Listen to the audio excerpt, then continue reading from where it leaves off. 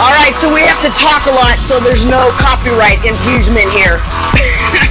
But this is about everybody feeling like they get a chance to be totally authentic. Be yourself.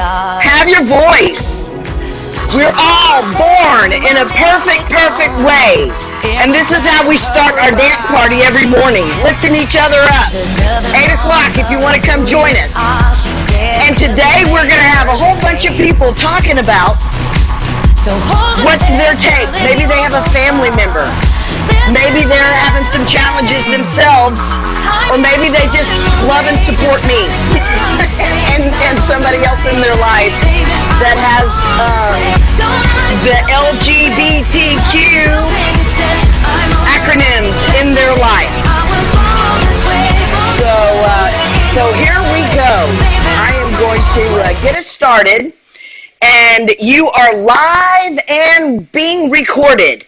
So, hey, G, welcome, man. Welcome to the call. Woo, woo, woo, woo. I've got a recording going, so anybody that's on, I'm going to use this recording. It's going to be public.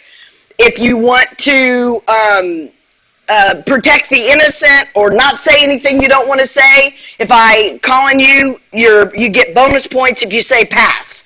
So this is and anytime somebody comes on, I'm going to say that, just so that everybody knows that what we're doing and that we're recording. And hi, everybody. I am DrBeth. I'm America's teenologist. And what that means is I am a big, huge heart for teenagers.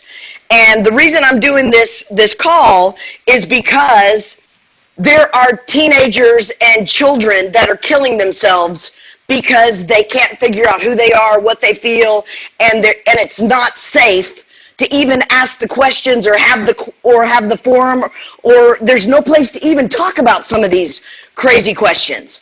And I have a sidekick, Santana, smooth daddy, and I would love for you, Santana, to introduce yourself. Hi everyone, my name is Santana Deleuze, aka Smooth Daddy when I'm doing my drag king, drag of the King of Hearts for Alameda and Contra Costa counties. I'm also known as the Authenticity Coach. I help people become more comfortable with themselves in the workplace and in the world.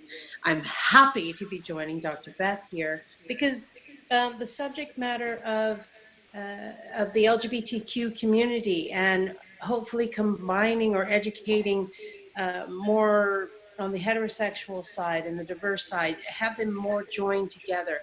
It would be caused by just having more information. And so I love this beginning platform so that we have a safe environment, because I was talking to DrBeth earlier saying that this subject for many is kind of taboo, and I don't want it to be. It's really just a lifestyle that we were born into, that we get into, and that we have to deal with. I myself was born into it. I didn't know as a little girl that it was okay to have crushes on other little girls. I just knew instinctually you just don't talk about it. Anyways, I'm very excited about this whole next hour or so, and I would love to hear everybody's opinion about whatever they want. I encourage all of you to have the courage and the intrigue and the want and desire to close this gap, fulfill your questions that you've been having burning, and let's just do this. Let's do it up. Thank you, DrBeth, for having this time. Yeah. And I am so excited for everybody to have a chance to get to have their say and have their opinion. I'm getting a couple of texts with people who are trying to jump on and don't have the link. So I'm multitasking here. Let me start with one of my favorite dads, and who is a part of the Power Hour, and he is just a super parent, fantastic, loving his sons, been a single parent dad for a while, and Dane, I just appreciate you showing up. Give me your 2 cents on why you would even be willing to come to this call, and how does LGBTQ impact you? Hi, DrBeth. Always happy to be here, and you can count on me to say something. I know. I love that about you. Uh,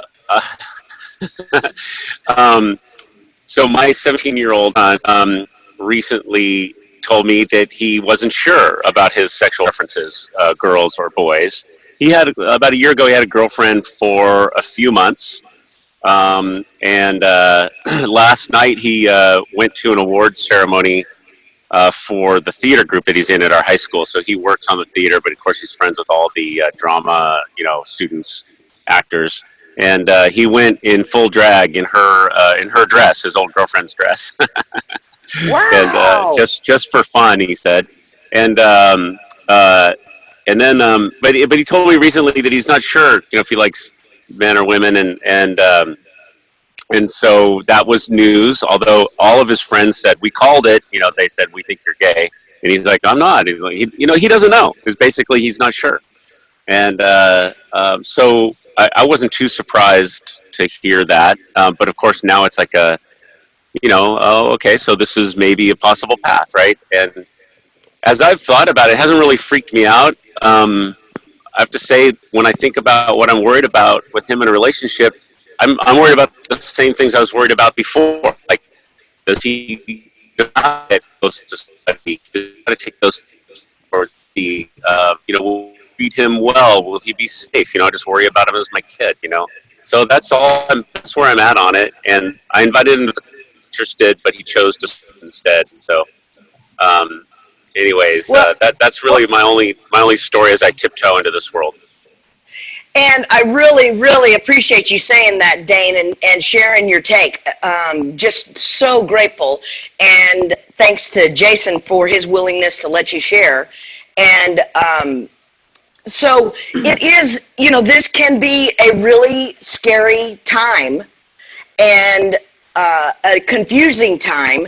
And it's been really a wild ride this week as I've been putting out these posts and some of the reactions that I've gotten. One of the reactions that I got was, why are we even talking about this? This is a dead topic. This is ridiculous. Why are we even bringing this up? Who's still questioning this? Who's questioning this? So that has actually come from multiple people. And then I've also had people that I've had responses like, I won't be joining the call because I don't approve of this. Man and woman was made to be together, and that is the way, the truth, and the light. And that's how I grew up with my family. And I had, felt like I had been excommunicated from my church. I was a youth director, a choir director, and in the Southern Baptist community in Nashville, Tennessee. My dad said he was going to come to the call. I don't know if he can figure out how to do it technologically, but he would love to be here and love to support. And we went through, I came out when I was 14, and my mom gave me something, I don't know what, and she took something, and off to a friend psychologist we went at midnight. And then for the next 15 years, I proceeded to try to fix myself with 4 days a week of analysis, 4 days a week for 11 years of analysis to fix myself. I went to every workshop imaginable. My Super 7-year-old was on the warpath to be the best little good me I could possibly be, and I wanted to make a difference in this world. And so this is my coming out. So this week, by me sharing, hi Cleo, this is being recorded, by the way, so to protect the innocent, this week has been kind of my way to share with anyone and everyone. I want to make a difference in this world. I'm tired of children dying.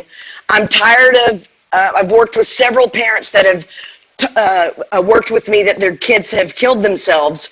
And I've said after the fact, do you think they may have been gay? And every parent has said to me, I wondered if that might have been the case. And some parents have had notes where that is the case. There's thousands of kids that we will never know what is the reason that they killed themselves.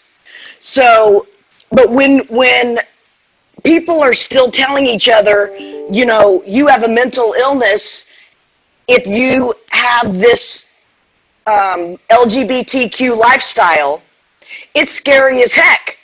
And what's so awesome for me right now, and Santana for you, is that we've been through the fire, and I wondered how I would take some love and some hate and some loss and I wondered how I would take it. So far, I'm standing pretty proud. How about you, Santana? How you doing?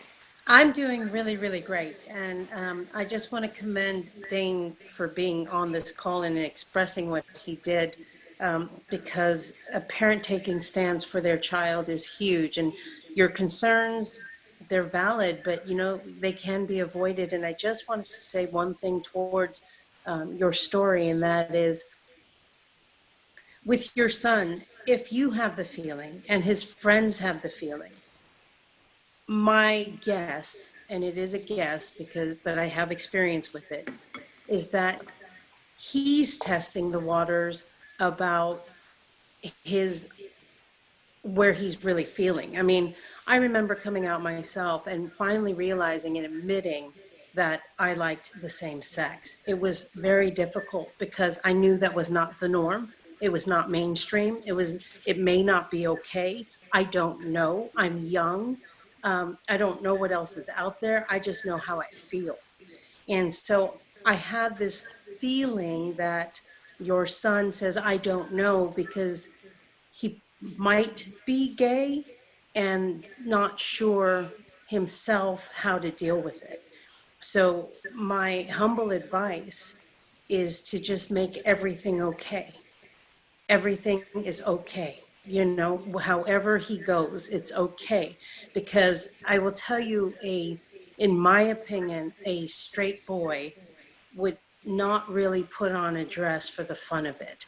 They may do it in the household for giggles and laughs. You know, it's a humor thing. It's not a testing thing. So my only thing that I can give to you is you're on the right path. You're doing phenomenal for him. And just make it okay. And the more you get educated, the more he's going to feel comfortable. And if you start using terms you might learn today, because he already knows them. Trust me, he knows them. You start using terms like we would use and understand cisgendered and non-binary, and because he knows them, whether he is or not, he knows them, just for the mere fact that he's kind of dabbling with it, for lack of better phrasing. So yeah, I love that, Dane. You're the perfect target audience that DrBeth and I were looking for, because we would love to help and support. Yes. Yay! So I also talked with another parent. I sent out at least 75 texts yesterday to past people that have been in my power parenting, past parents, people that have been in my workshops. And one of the fun experiences I got to talk to was one of my people that I had worked with a parent and a child who had transitioned from male to female and just graduated yesterday. And woohoo! Just so excited for this child, the beautiful smile, gorgeous, gorgeous woman, and the life and the support. And when you do these transition experiences, it can be like going through hell. And so my intention and goal is to have more mamas and daddies like Dane and Cleo and G and Pam. And I was talking to another mom last night. She said, I have a 6-year-old. How would I know if she's gay? And my question was, so tell me what is behind that question. You know, I'm kind of defensive. Like, what's behind that question? And her statement was, well, I would love to celebrate her. I want to give her everything that she would want to need and have if that was going to be her lifestyle. Like if she loves piano, I want to give her piano lessons. If she loves such and such, I want to give her all the resources that she would need and want to have in her life. And I was like, wow, what a concept that we would actually support our kids to be and grow up to experience, and everything is okay. I also was a psychologist for a parent group of LGBTQ parents of teens. For 1 week, I got to be a guest speaker in this group. And I also played the other side, because I know teenagers sometimes will do things just to get a rise out of their parents. Like if their parent is Democrat, the kids will go hard Republican. If the parent is Christian, the child will put a swastika on the house or a burning cross in the front yard or anything else under the sun. So what Santana just said that is so critical is that we just have to be able to have space for the conversation in a loving way. And that's what we want to do with this process. Hey, G, would you be willing to jump into this conversation? And then Cleo and Celia, I'm going to come to you guys next if you're willing. And talk to me about your fabulous household. You're on mute, G.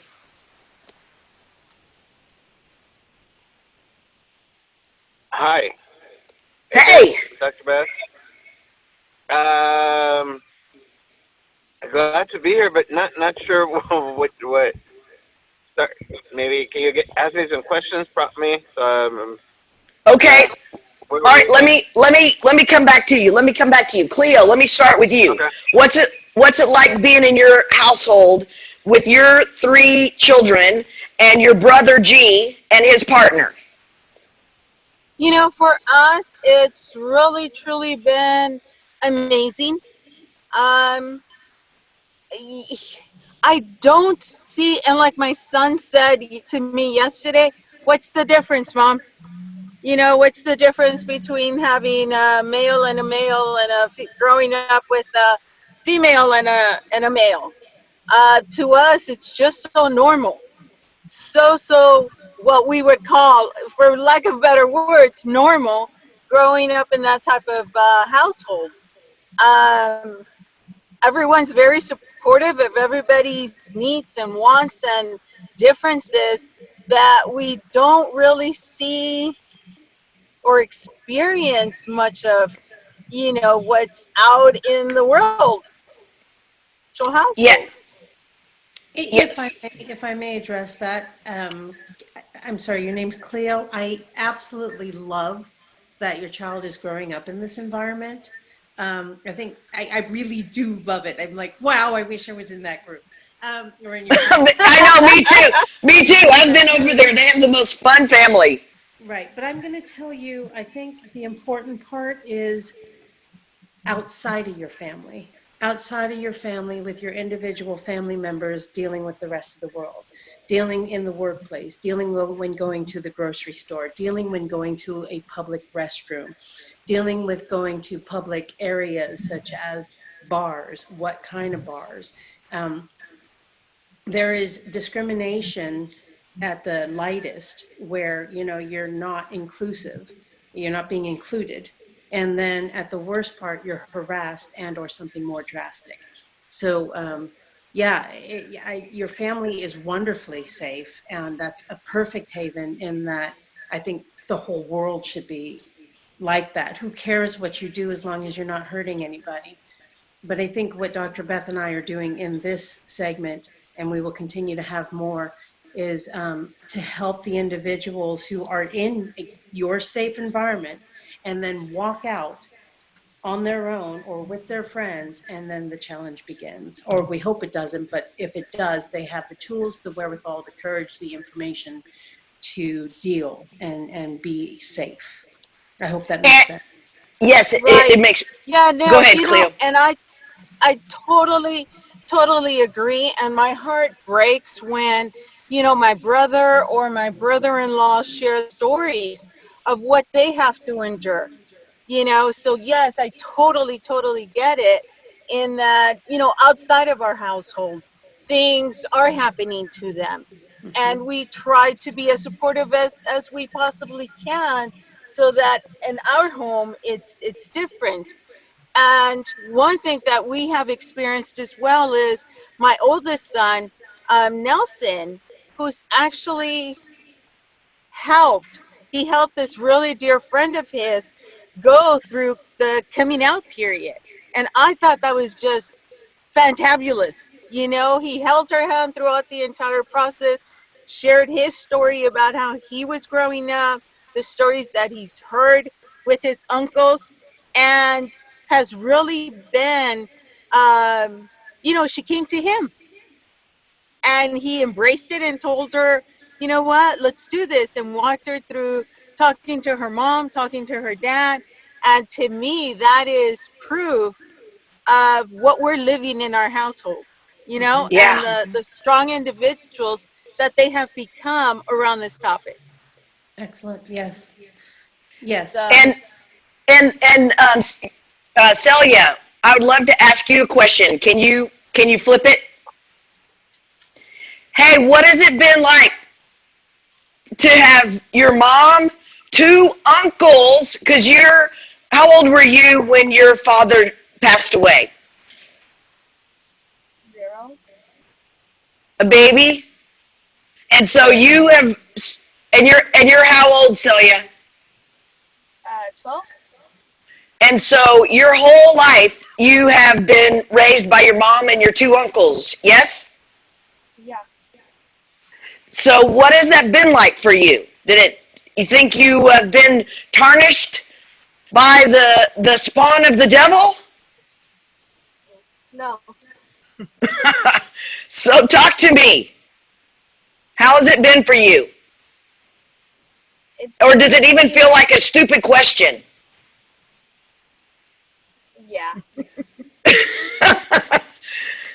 Okay, so there are a lot of kids that haven't had your experience, and they don't have your perspective, and so they come into this world with fear around the LGBTQ world. Like they're scared to death that they may catch the bug, or they may get tarnished with the bug, or they may know someone that has the bug. What would you say? What would you say to them? Coming back right to you, Santana. 1 second.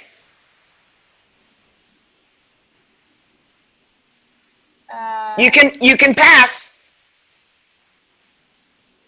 Pass. Okay. All right. You get bonus points for passing. All right. Go Santana. I just wanted to make clarity so that I understand. Are you saying that the two uncles are together? Yes. Okay. So So they're married. okay. And was raised with her mom and her two gay uncles. Correct. Got it. And so you're asking how that was for her. Yes. But growing up like this since a baby, she probably doesn't know any other way. Doesn't know what she doesn't even know that she doesn't No. even know. Yes. Right. And so it's hard to say both way, well, I wish I had my dad. You can't, she doesn't know that. But what I would like to ask is, how, can you tell me some fun things with your uncles that they've done with you or for you in either your younger childhood or now? Uh, I mean, I'm going to assume you love them, love being around them, mhm. think it's lots of fun. And what's something cool that they've done for you or with you? um, Everything. That's what I was gonna say. Yay you. Yay I you. knew she was gonna say that. What haven't they done? Right. I love it. I love it. Well, and let me give you another perspective. I have had children raised in, like, I have actually had them in my household, my nephew, and I have heard them make fun of gay people while I'm paying for a ski trip. We're on a 7-day ski trip, and gay jokes are happening all over the place. And I have said, you do realize that with my partner sitting right next to me, you do realize that you're like in the room with those people that we're talking about, those people. And so I think sometimes we're not even aware, kind of like the ethnic jokes that we do on ourselves and the women demeaning things that we do to ourselves. The judgments and the prejudices. So part of the intention of this is to bring out, kind of put a light on the part that's not working and highlight also what is working so that we can have more and more and more of that. Pam, are you willing to jump in here and just say why you would even choose or be willing to come to the call? I was interested, and I'm fortunate enough to work in an environment where it's a daily way of life, and a lot of my coworkers are part of the LGBT community, and it's just intrigue and interest and agreement that this should not be something that should be foreign to anyone. This is it just feels normal, to be part of the discussion and learn. And this is a mama, there are a lot of parents that sometimes they don't even know what their children are going through or if their children ever will go through, but it's wonderful to be an open parent that's just willing to be here just because you're just willing to be here. And I so love and appreciate you for that, Pam. Thanks for showing up. And if you have anything that you want to add, I didn't even know there was that hand raise feature, G. That's awesome. So you guys find your hand raise feature, and if you have something that you want to say, put your hand up and I'll call on you. So go, G. Hi. I think what got me by surprise a little bit ago, but in terms of what I would add to Celia as her gay uncle who's married, living with them, is that I see it come up. She might introduce me to her friends as an uncle, and then when when my husband gets there, then they're like, "That's your other uncle," and then sometimes she has to explain that we're actually married. And I think that's where they sometimes negotiate that difference, where they're explaining it to friends who might giggle or might not understand it. There's not been some negative responses that I'm aware of or that I've witnessed, but I do see the giggling, the dismay, the "oh my God," followed by a shrug of the shoulders and whatever. Sometimes it happens at school events. If I go alone, I'm the uncle. When we both go, then it's like, wait, what? I remember we went to, I think it was her 5th grade project, science project. And then Celia mentioned to the kids that we were married. And then before you knew it, I felt like we were the science project, but in a positive way. Like, other kids were like, "Oh my God, they're married. Oh my God, that's a gay couple." And it was maybe a few years back when the court had just defeated DOMA. And so I think the kids were aware of it. And so it felt pretty cool. But I do see it come up. It's more like maybe in a few more decades, it won't even be a question. But I think just the fact that it's a dialogue and that the kids are asking and they're able to address it comfortably, I think that's pretty cool. I mean, it's not, when I went to high school in the 80s, so it wasn't that open. Like, that never would have happened. Yeah. Definitely. Back in the 80s, I went to my prom with a guy that was the garage. He was the garage gas attendant.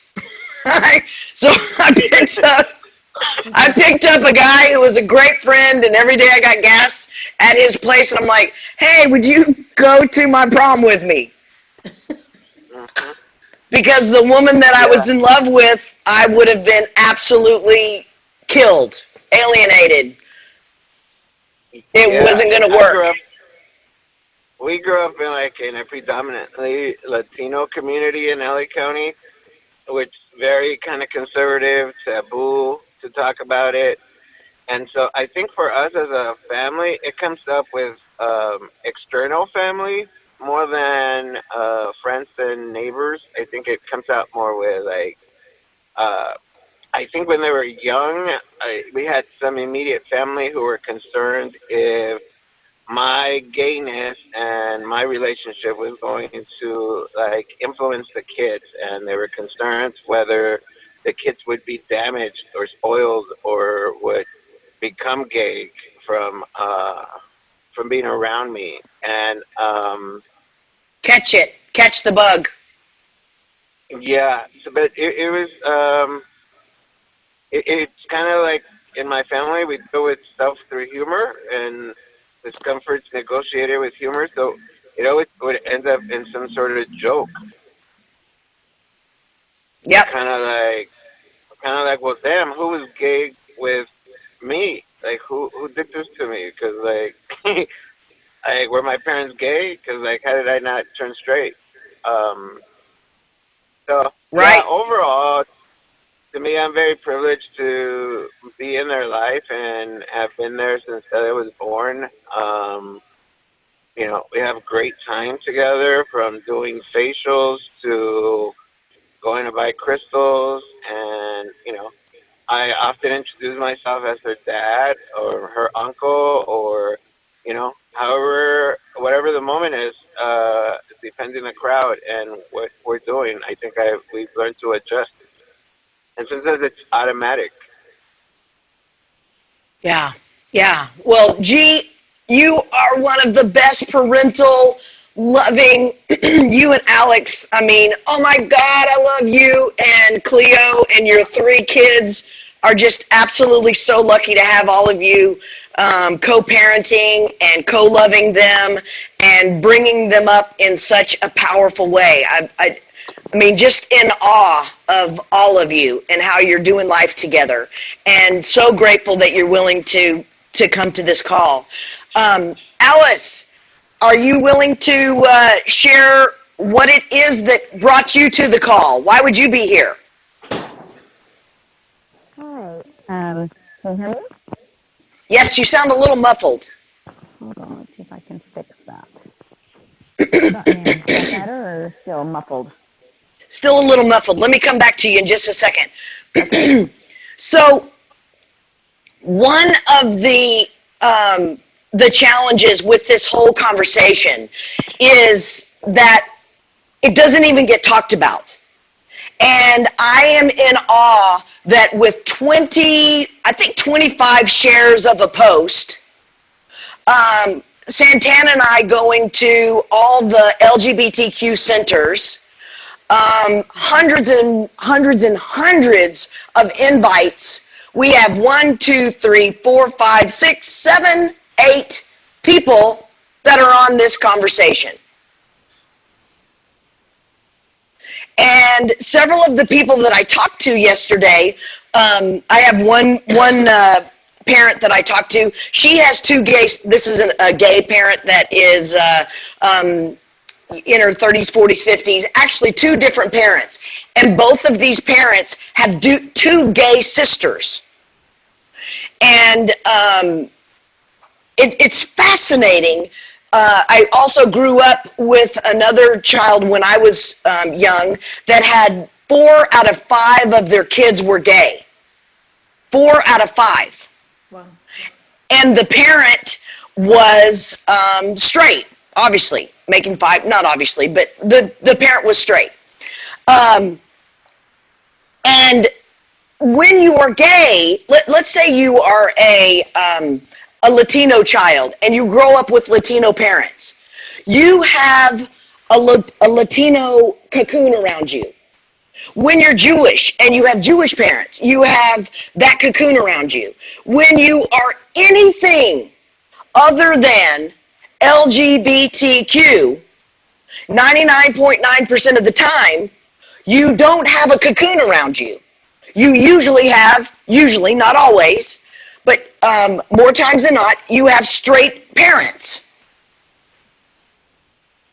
And so it can be such a scary way to walk through life and feel so alone. So one of the things that I'm wanting to do is to create safe havens. Alice, you want to try it again and see if it's going this time? Yeah, can you hear me now? Yeah, perfect. Okay, fantastic. Well, the reason I wanted to come to this call was bottom line is to support one of my best friends, which I happen to be straight, but as we've discussed before, I just don't understand it. I don't understand why. I mean, I understand it intellectually and that people don't like what's strange to them or different. But I don't understand the hatred at all. I don't understand it at all. It actually hurts me um, emotionally and just even in my gut to hear some of the stories that my friends have gone through. Because for me, it wasn't a choice. I know it, and it doesn't mean that they're not beautiful women out there and all of that. But I it was for me, so it makes such logical sense to me that it wouldn't be a choice for someone else. So let me just say what I'm hearing you say, because you're cutting out just a little bit. So what you're saying is you're straight, and that isn't a choice for you. Right, it's not a choice for me. So why would I assume that your love, interests, and passions and feelings or a choice for someone else? So, I mean, in the friends, I have quite a few friends and colleagues and business partners who are gay and straight in both directions. But I've asked some of my close friends in intimate conversations, like, when did you know? And a lot of them answer like 5 years old, which is about the same time I was attracted to guys. So to me, it's so painful to see the the words that are being exchanged, the hate that's being exchanged, the lack of acceptance. And I remember um, my dad, who my family's Latino, my dad was watching movies with me and we were sitting down watching movies, which was a common thing in our family. And dad, who was very accepting and protective of people in general, uh, was saying some derogatory comments about some gay people on the TV. And I looked at dad, and I don't even know how old I was, maybe 8 or so. And I said, Dad, what if Arthur or Andy were gay? How can you say these things? You wouldn't want them to come and tell you. You would send them away. Like, it was just so clear to me that it was so wrong. And it wasn't even horrible things. It was more like jabbing at and I think it was really him trying to not make people gay, or I don't even know what it was. But I brought it to his attention and I was so passionate about it. He didn't say anything to me. He just apologized and said, "You're right. I would love them no matter what." And I never, ever heard my father say another derogatory comment about a gay person again. And to my dad's credit, it meant so much to me that he saw so quickly how he was going to hurt his family if he changed his ways. It brings me to tears right now. Yeah. Thanks, Alice. Yeah, go ahead, So I'm going to Santana. say, yeah, thanks for sharing that, and especially since it cuts so close to the bone for you. But you prompted a basic question for me, and whomever would like to answer, I'd appreciate hearing from you. And that question is, as far as being diverse, trans, bisexual, gay, what have you, and there's a long list. What is it to anybody else who is not? What is it? What could be the problem? I mean, because truly, the only real difference is what happens in the bedroom. Otherwise, we all eat, sleep, laugh, love, experience, grow, learn, make mistakes. We all do the same. Enlighten me of what could be the problem. Is it because you don't want to see two men holding hands?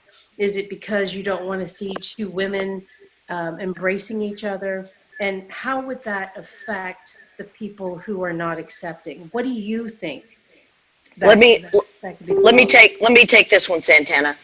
I grew up in this, and I asked that question 100 times. And my younger brother, who I absolutely love and adore, and cannot say enough wonderful things about him. He is, or at least he was. We don't talk about it right now, so I'm not sure where he stands in this moment. But for at least 15 years. Well, his son is 22 right now, 23, and for at least the first, I would say, 15 years of his life, he would not allow his son to come be with me with my partner. And when I asked him that question, it was because he loved me so much. And that may make your head go, but what he's trying to say is, I want to save you from hell. Okay, so this is a good point. So what you're saying is you could have been an influencer. You could have influenced the kid to potentially be gay. And in the parent's mind, that is taboo. So and that's the fear. The fear is that I am going to go to hell, and the fear is that I may influence his child to go to hell. yeah. And I actually have another my dad's brother, which they almost are identical twins. They look so much alike. My uncle's oldest daughter, Dr. Christy Halbert, and her wife, Dr. Shalene, and their 17-year-old child, who is now one of the most beautiful, smart, gorgeous. I think she speaks 4 or 5 languages. I mean, she's amazing. Their whole family is amazing. But I didn't come out to my younger cousin because I was afraid my aunt and uncle would think that I turned her gay. I knew she was probably gay when she was a young child. My cousin was so mad at me for years. She was like, "What's wrong with you? Why didn't you?" And still that makes me cry. Right. But I was so afraid to let her know that I knew, that she knew that I knew, because I was afraid her parents would think I had done it to her. Yeah. Okay, great response. And yeah, I forgot about the cooties thing. And maybe that's a topic we need to address, Dr. Beth. Maybe we need to educate that no matter how many straight people I hang around, it cannot suddenly make me attracted to men. Right. Okay? We need to explain that. Can you imagine? I don't know. Maybe you always hear a man say, "I don't know, you haven't tried me. I could be the one." I have heard that. Yes, I have. But I mean, that's all in tongue in cheek, I would say. I just, but I think that's how we turn it around and explain. And I think that's one of the roots of the cause of trying to gain more equality. I'm not going to say equality blankly because we've come so far. But now you've pointed out the fear, and fear is false evidence appearing real, right? So if I hang around, as a straight person, if I were straight, hanging around gay people could influence me to thinking being gay is cool. I would like to also say it was one of our debates we had a couple days ago about choice. And some people on this call are agreeing that it's not a choice. And we need to sit here and get to more people and explain more that as a homosexual, hanging around straight people will not make me straight. Therefore, the reverse must be true. Agreed? Well, and yeah, yes, let's go with that assumption. Right. Because here's the thing is I have always questioned what is the problem with being a homosexual. I've been this way since I come out since I was 17. I'm now 54, and my own sister, um,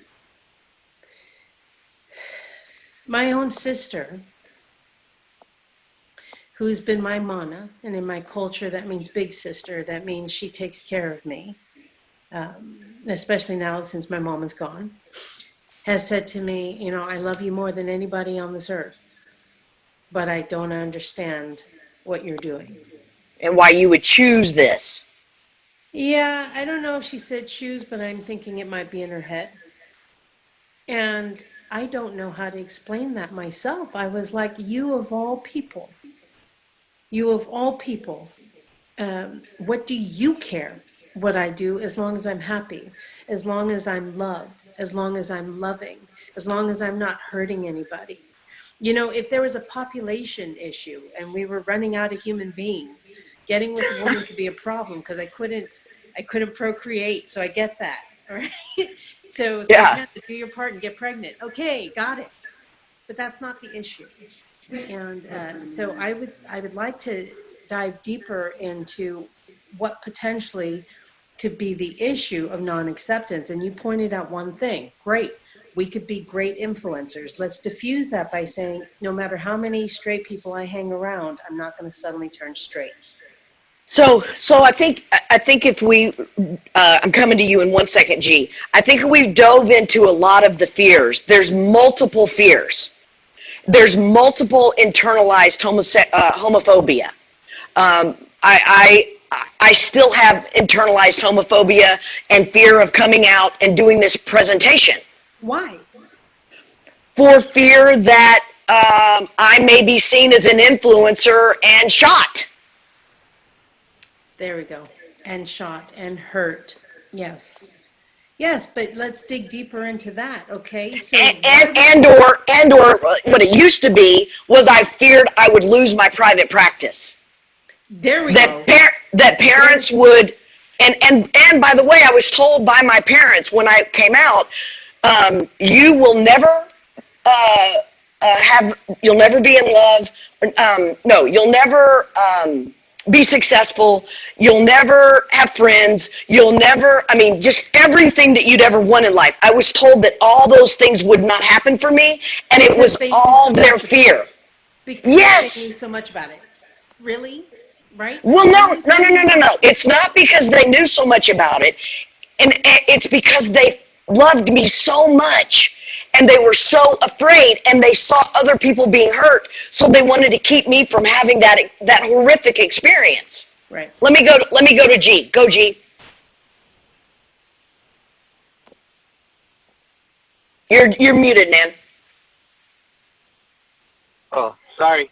What I think when I think of why straight people or the larger community is afraid of talking about gay or being around it, I think it all comes from fear. But I think that as gay people, we've been struggling from it or trying to understand this since we're kids.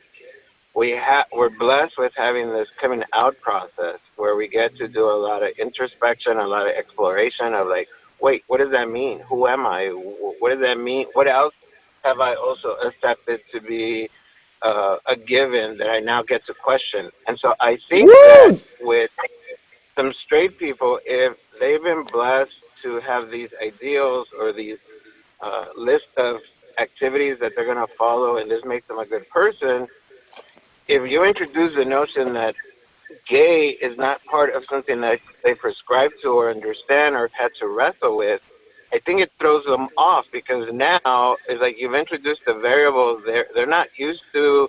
They haven't done the coming out to themselves, not necessarily even as straight people or this thing that we're blessed with, a gift that we get to have where we are forced into coming out. Like as a Mexican man, or I mean, I was born here, but I would say Mexican because people are always asking me where I'm from. So I'm like, oh, I'm Mexican, I guess. And then, um, so because I don't fit in, it's made me have to do a lot of introspection and a lot of like defining. Whereas somebody from Iowa who's middle class, white American, Christian, maybe they've never been asked, who are you? And so I think that they just feel threatened because they're not used to exploring themselves and answering those questions and Yeah. being rock your core. I mean, I have a gay friend who's always saying, you could always tell who got their ass kicked as a kid and who didn't. Because it seems like the ones who got something knock you off your course, make you stop and think and grow. And if you've never had that, you fear it. Yeah. That's my sense.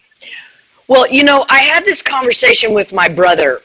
For 15 years, my brother was so conflicted because he too probably loves me as much or more than anybody on this planet.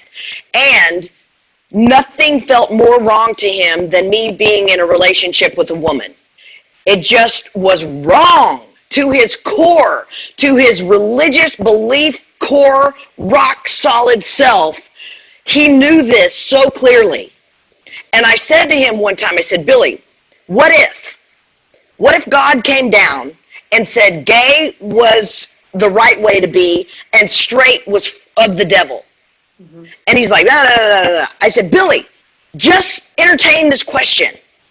And after about 30 minutes of this hardcore logical debate, he finally said to me, I would die.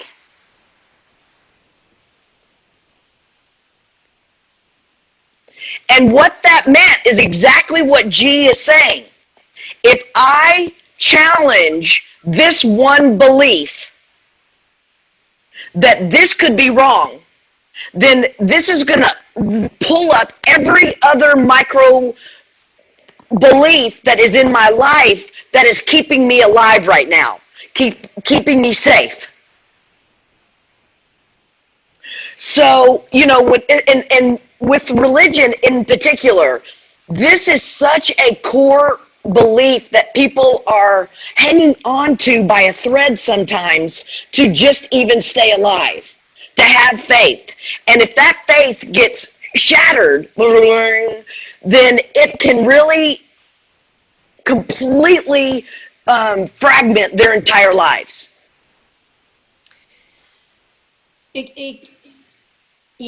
Anything outside of the mainstream does that, and I get that. Thing is that homosexuals in the diverse community can't do a thing about it.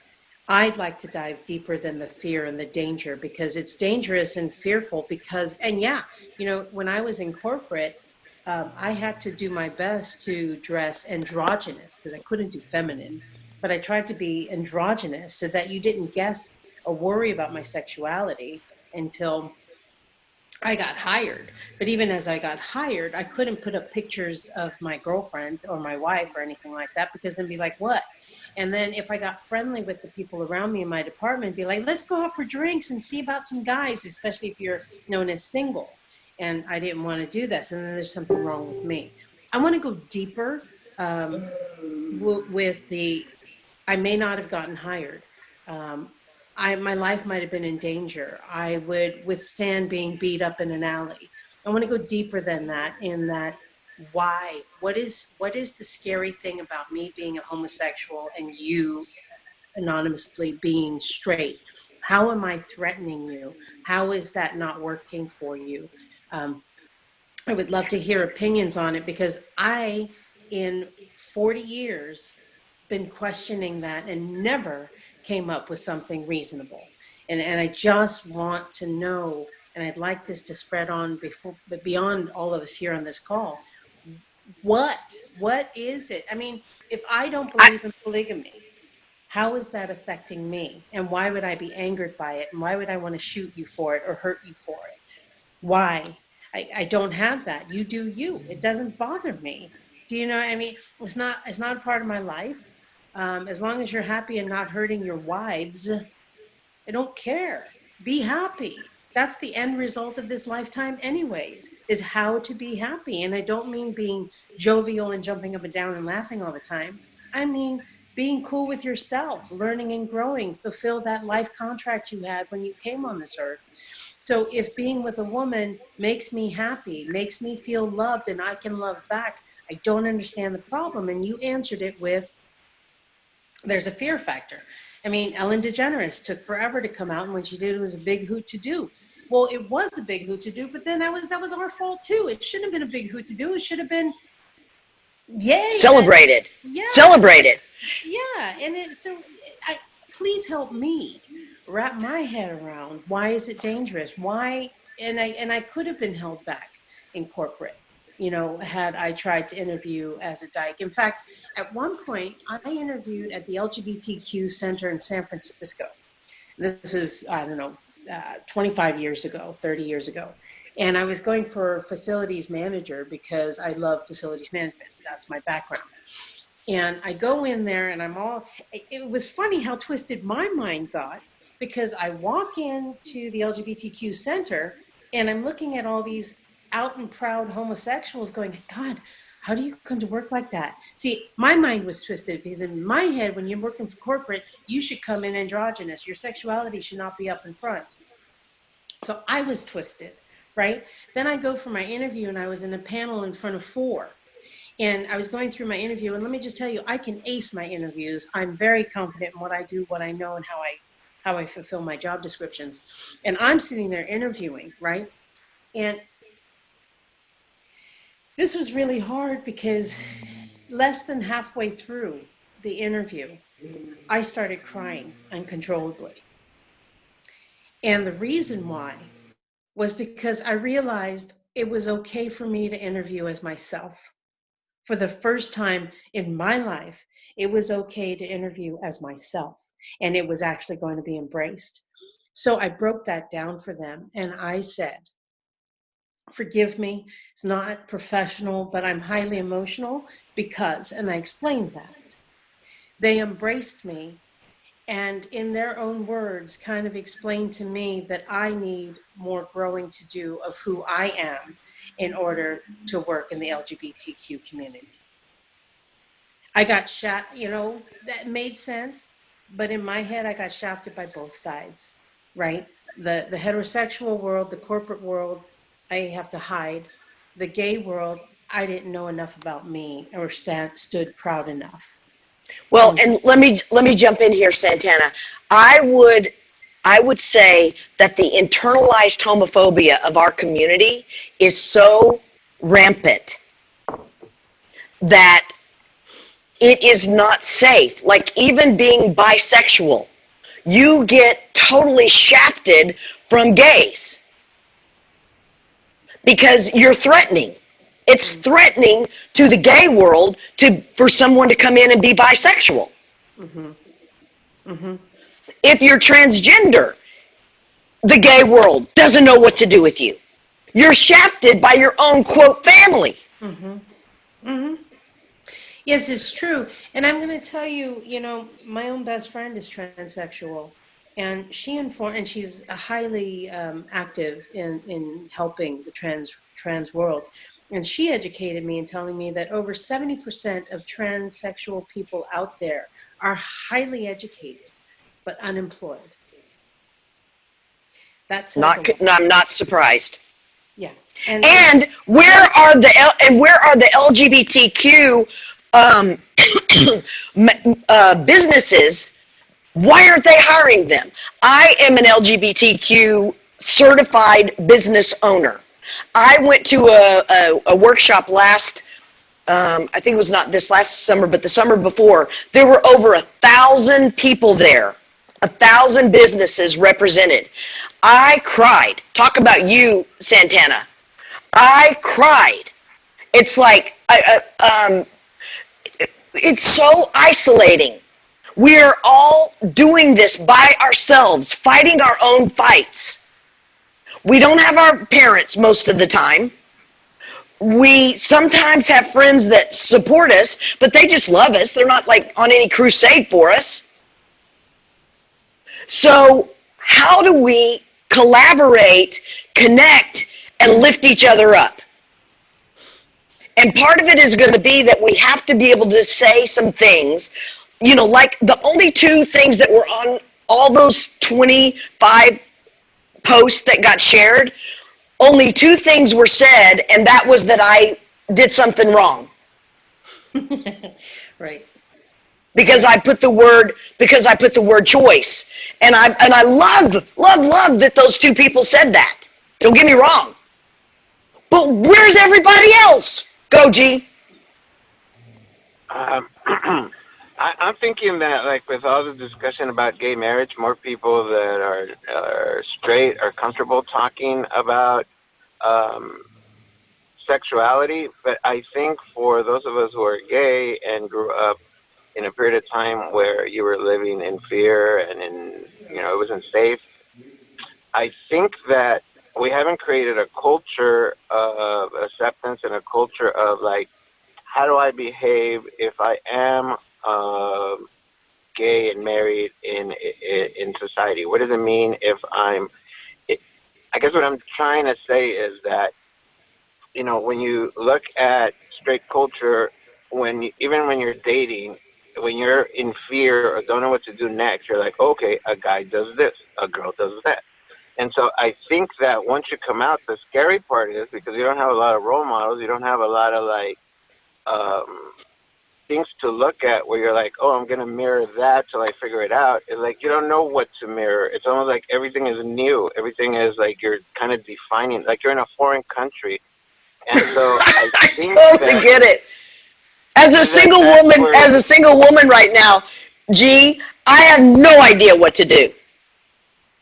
Yeah, and I feel like my experience going to that leadership training in San Diego, for instance, there was a lot of growth, a lot of development. But even as I got intimate and knew everybody, I was like, oh my God. I felt like I was coming out every time I had a personal conversation with people who were telling me they loved me. And I was like, by the way, I'm gay. And I felt like I was back to being a teenager and then going, oh my God, you are? I didn't know. Or like, oh. And just me judging them, me looking at their reaction, me being really insecure and looking for cues of non-acceptance. And just realizing, like, well, we've made a lot of strides, but I think we haven't infused. We need more role models, more ways of being, so that we learn how we. I don't know. It's just hard when there's no role model, Right. as you find it can be scary.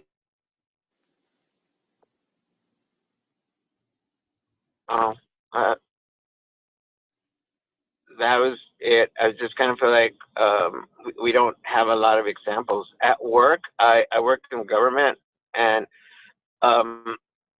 my supervisor and the next person up are gay, so they're always saying, every time I enter a new place, they're like, oh, he's part of that gay clique. He's part of that gay, he's connected to the gays. And I'm like, we all don't know each other. Like, I don't really know them that well.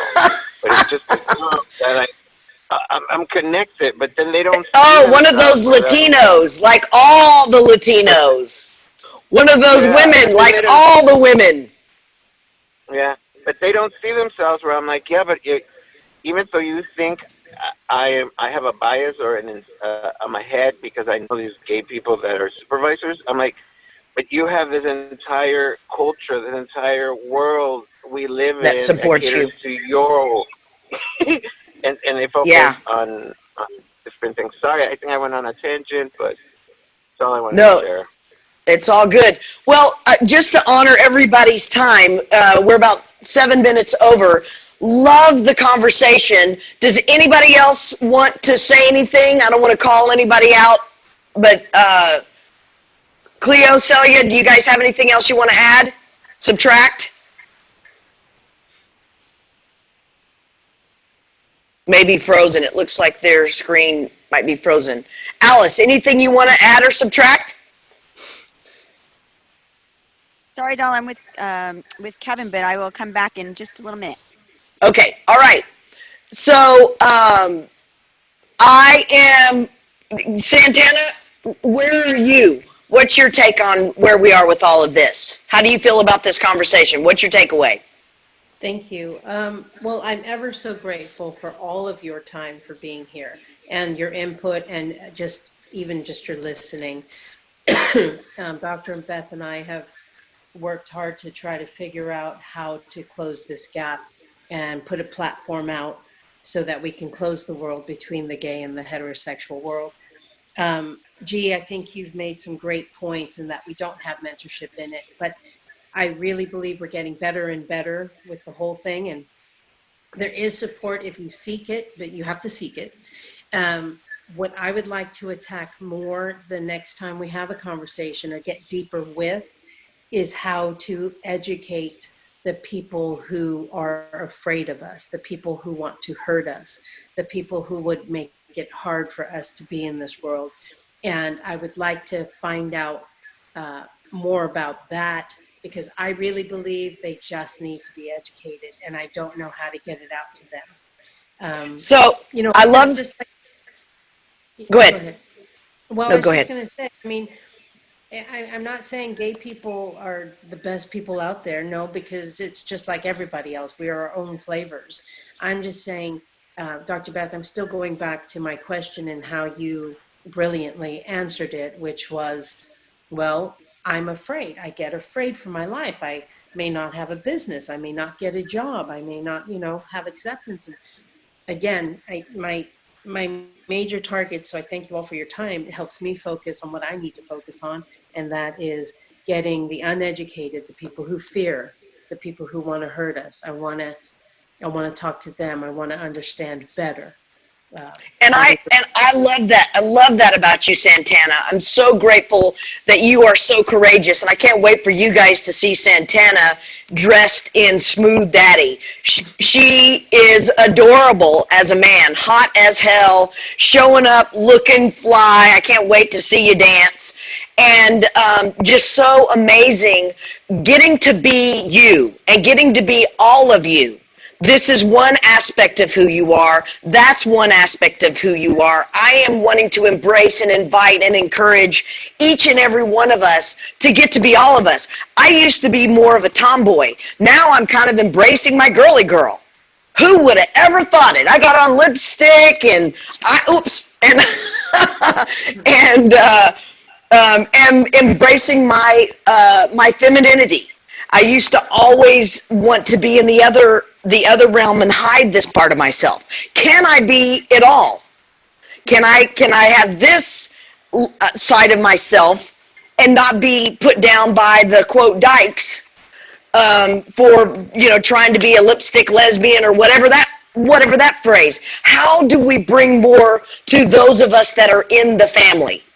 That's where, so you handling the people that don't love us, God bless you.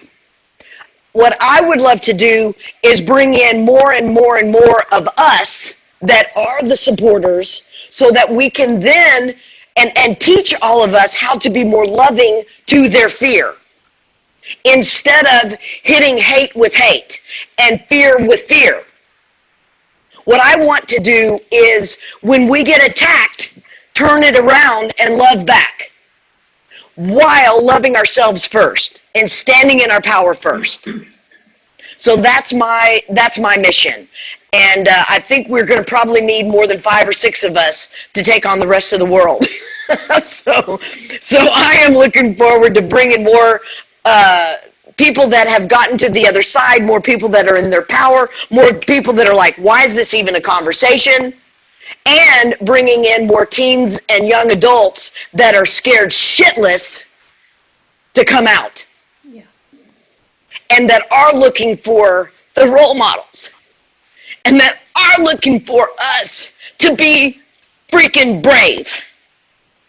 So, Santana, I am so grateful to you and what we're doing together. Gee, my man, I love you for showing up and being here. So love you. And my friends and the young adults and young teens that are, exploring and willing to be so brave to even show up and listen to the conversation and be a part of this. Lots of love to each and every one of you. So that's my take. This is DrBeth.com. I will take this recording and I'll put it out in the world. And if each and every one of you would be willing to share, let's get it out there. Santana, let's you and I get another date, and let's have this conversation again. If anybody on the call would like to be a part of that, text me. My number's 510-507-9198, 510-507-9198, or come find me at DrBeth.com. And Santana, you want to give your information on how you want people to find you? I'm so glad you asked, because yes, I would. My number, how to get a hold of me, 650-200-8226, or you can always find me at dragonkings.com. DragonKings.com. Woo, woo, woo, woo. All right, everybody. Thank you so much for coming. And I'm gonna take us out with this song. And if you're willing to stand up and dance, and if you want to join us.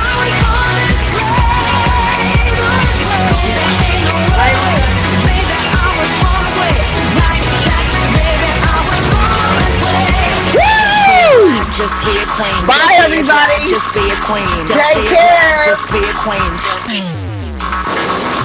Give yourself prudence and love your friends. Subway can rejoice your truth.